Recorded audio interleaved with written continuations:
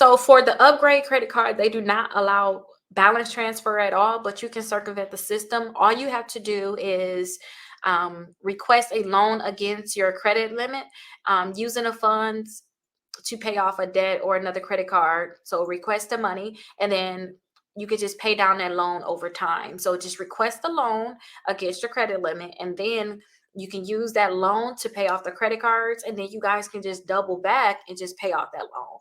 You cannot actually do like a balance transfer though, but you can request that loan. And if you want to get a balance transfer, try to do it with like a company like Discover or just a company have like a 0% APR. I would suggest that.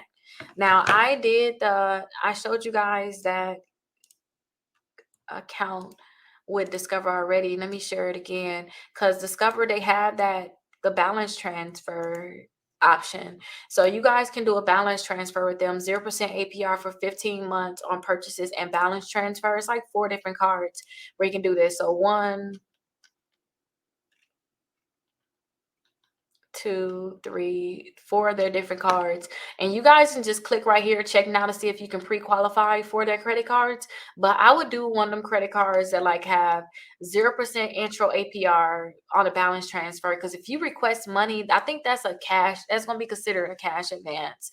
But I just don't want you guys to pay extra if you don't need to. Try to see if you can get one of these new credit cards, like get a new credit card and just do a balance transfer if you want to actually transfer the balance.